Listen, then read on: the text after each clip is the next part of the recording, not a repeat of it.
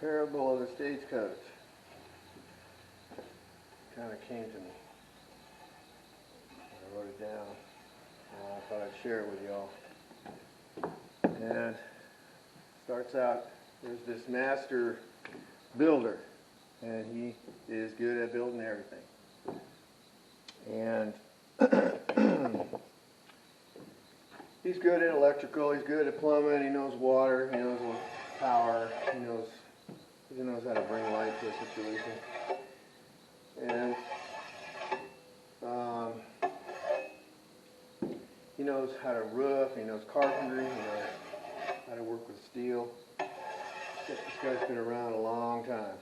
So one day, this master builder, he decides to build a beautiful coach, a stagecoach. And he has in his mind that he just wants to provide, a good service to folks that are traveling through the countryside, so they have a nice ride getting to their destination. So he gathers together all the materials, and he makes a plan, he draws up a plan, and then he starts building. And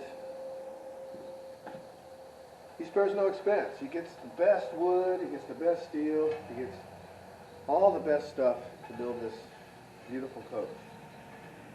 And he takes his time on it.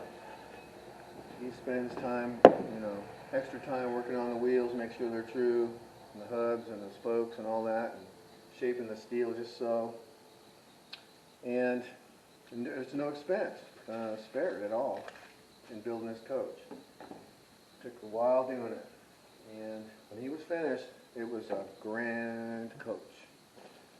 Probably the grandest coach ever built. So he went out and he got he contacted a whole bunch of ranchers all throughout the land, and he found 4 really strong, beautiful horses to pull this coach.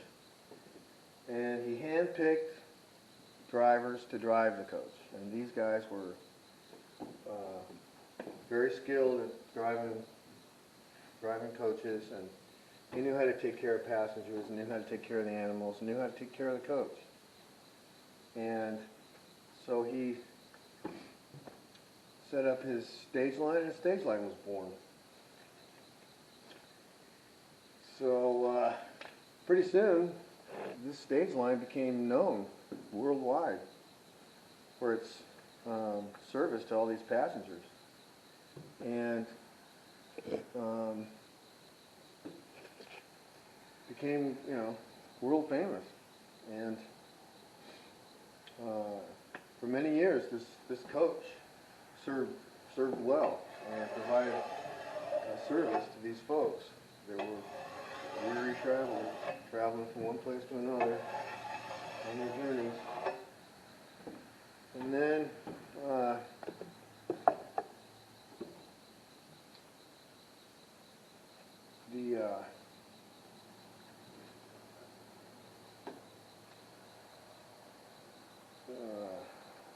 stage line grew, and new stations were built, and new towns rose up, and the stage line expanded greatly. And the original drivers, well, they grew old and retired, and new drivers were hired, and they worked hard to keep up with the growth of the line.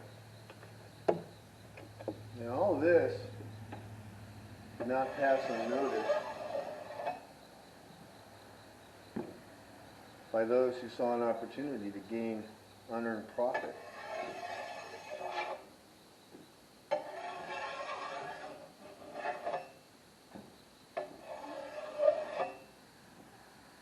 And,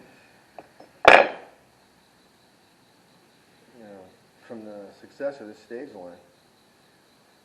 And agents of this element posed as drivers and were hired on to work the line. Some bought tickets, and they posed as passengers as well.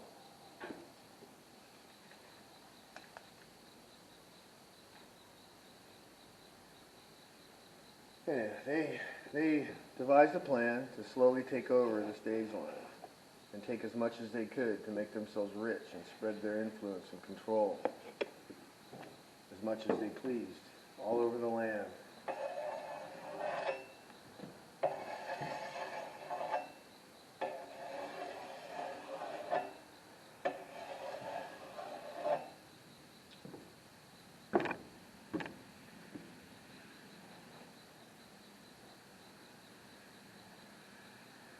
And the rest of the world as their power grew. And so they proceeded, and they arranged ambushes for the stagecoach. Along the routes, from time to time, bandits would see the stage and would stop the stage and rob the real passengers and anything of value that the stage carried. It started small at first, but then, as the robbers yielded large amounts of spoil and booty, the bandits hit the stage more and more. The news of these robberies reached the head office of the stage line, of course, as the master driver kept a watchful eye on his stage line. He hand-printed up a stern warning to all the stations on the line that there would be heavy consequences to the robbers if they continued to cause problems and steal what was not theirs. But the thieves only laughed at the warning. In fact, the bandits grew worse and worse as they grew richer and more powerful as the days went by. And their wickedness also increased as they were no longer satisfied with stealing and looting. They began beating up the passengers that traveled on the line and also threatened the stage line workers at every station along the line. Again, the master builder sent out a warning. Some of his top men delivered the warnings personally, and they were also beaten and robbed. Some left for dead.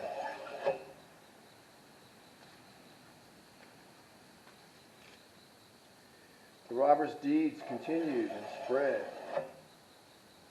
Soon other agents of the robbers were sent to other lands to start gangs of robbers and collect more and more booty.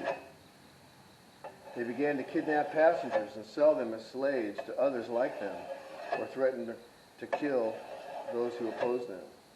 They even went so far as to steal small children and harm them in unspeakable ways. Passengers sent telegraphs to the master builder complaining of the thefts, the beatings, the loss of their children, and other numerous deeds they suffered at the hands of these robbers. The master builder was very upset. He was so grieved that he wished he had never built the stagecoach in the first place. He sent out more warnings and directives to his agents at each station along the line. However, some of his agents did not follow his instructions.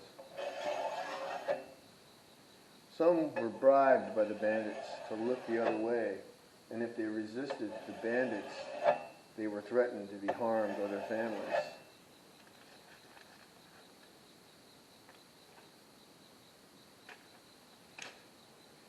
This was most upsetting to the master builder, so he made a decision. He would put out one more warning, but not to his agents. He published a notice to his faithful passengers who had continued to ride his stage line, even through the hardest of times, to leave his stage line and leave her, to never return to her ever. He told them he was going to end his stage line and never would it return. Now the bandits heard of this message, but they did not regard it, so confident in their power were they.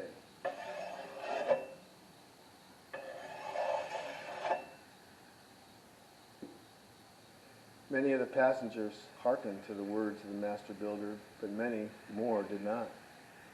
They felt that nothing would come of it, as the warnings of the past had been sent out and things continued as before. There were truths they did not know or consider. For in other lands and faraway places, the master builder had built more than stage lines. He also had great influence and faithful passengers in these lands who had been affected greatly by the spread of the evils of these bandits.